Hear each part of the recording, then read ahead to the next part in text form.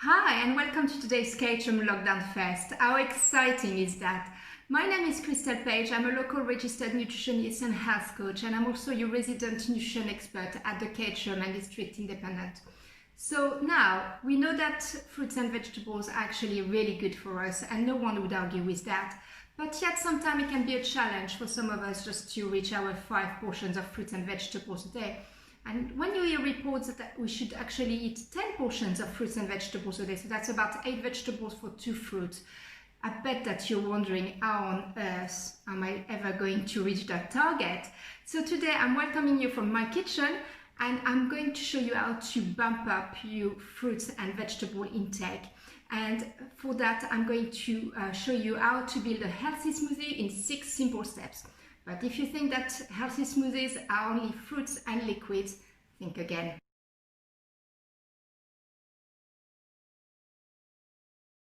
So smoothies can be absolutely nutritious, delicious, filling and healthy if you make them properly.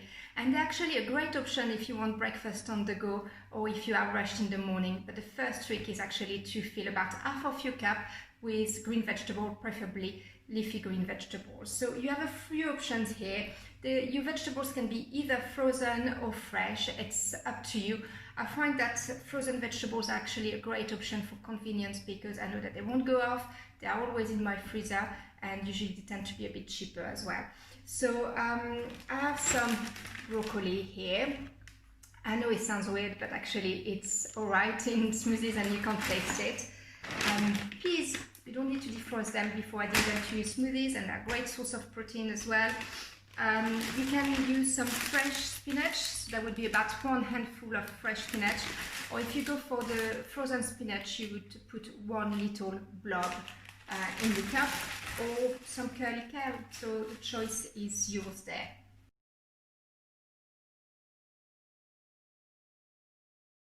So today I'm going to make a Cherry Bakewell smoothie, and I'm going to add vegetables. Actually, I've already added some spinach and some peas in there, so fresh spinach, about 1 handful, and some frozen peas.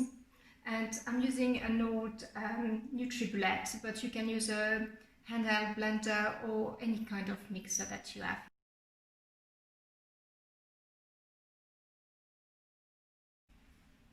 Step 2, fruits. I may be a nutritionist, but don't worry, I'm not going to be cruel with you and ask you to just drink pond water.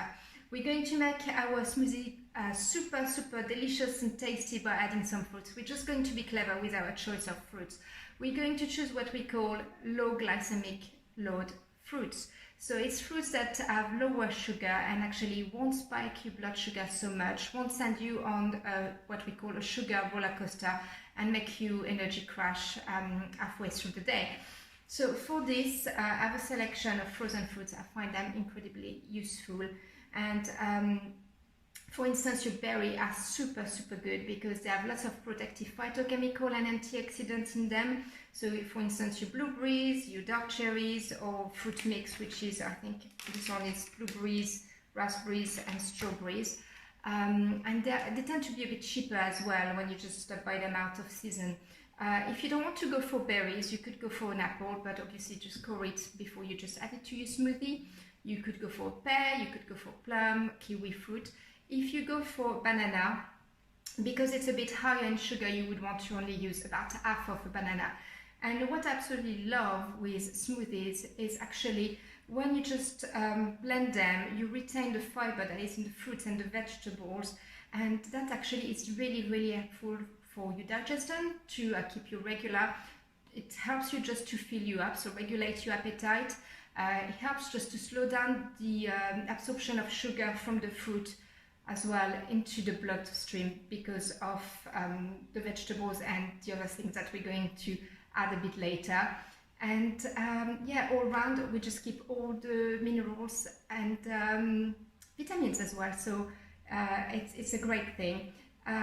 For my Cherry Bakewell, I'm obviously going to add a bit of dark cherries to my spinach and my peas. So I've just added, I never measure what I just do, so I would say it's about like 10 cherries, something like that.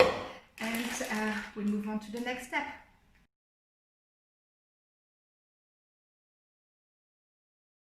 Step 3, fats. So first, let's bust a myth. Eating fat doesn't make you fat, as long as you choose the right kind of fat. But what's the right kind of fat? What's a healthy fat and where do you find it? Healthy fat is usually a source of omega-3, and you would find it in nuts and seeds and their oils and butters, as well as in avocados and oily fish. But I'm not going to talk about oily fish today because that's definitely not going into our smoothie. So everything that I've just selected for you here today is available from local supermarkets.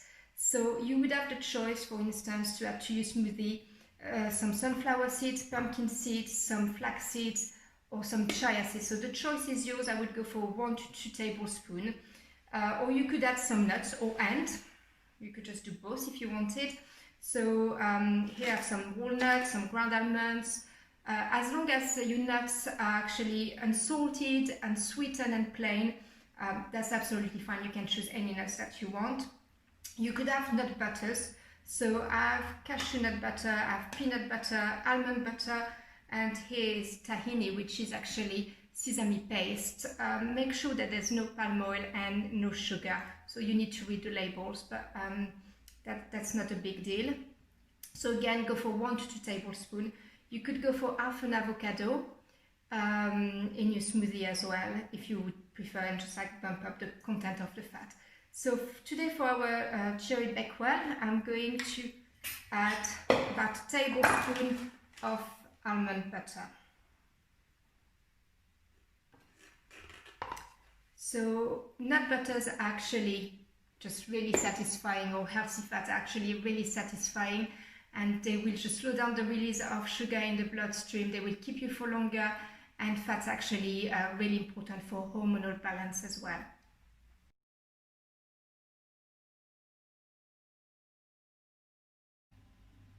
Step 4, protein. So together with healthy fat, protein is actually an essential component of any healthy smoothie. It will help you just slow down the release of sugar from the fruit into your bloodstream. It will also help you just to keep you full for longer and avoid those energy crashes. So one of the most direct source of protein that you can get is from good quality protein powder, either plant-based or dairy-based. So for instance, you would have your pea protein powder or your whey protein powder. But I appreciate that not everyone is going to go to the health shop and just choose a good quality protein powder. So another alternative is actually yogurt. So you can go for quark, for instance, natural yogurt, Greek yogurt, or coconut yogurt. Just make sure that it's not sweetened. So for our Bakewell smoothie, I'm going to add about a good tablespoon into that of yogurt into my smoothie.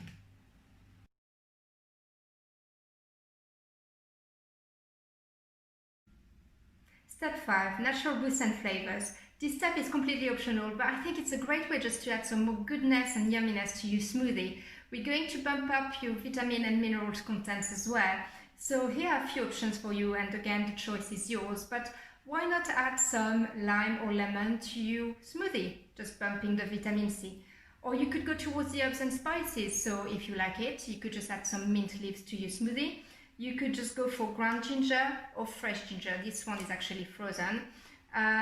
Some ground cinnamon, which is absolutely super yummy, but also balances your blood sugar levels. Or some turmeric, which has anti-inflammatory property. You could also add some chocolate. Yes, you heard me right, some chocolate to your smoothie. But go for raw cacao, not cocoa. So that's unsweetened chocolate and is a great source of magnesium.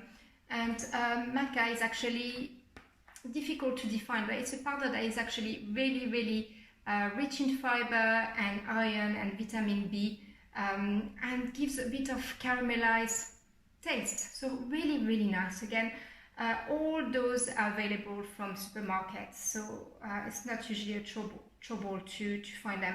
So today for my Cherry Bakewell, I'm going to add some cinnamon, and I'm going for a good teaspoon of cinnamon in there.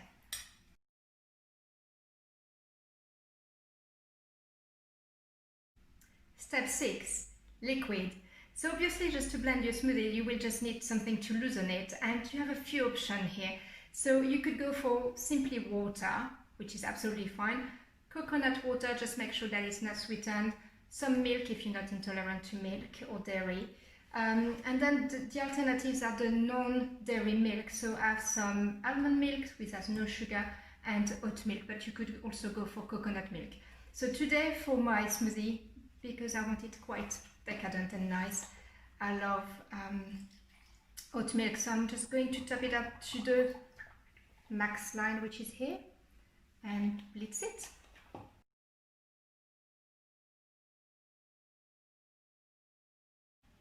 So here you have it, my nutritious, healthy and delicious Cherry Bakewell smoothie. I hope you enjoyed the video and I look forward to seeing your creation soon.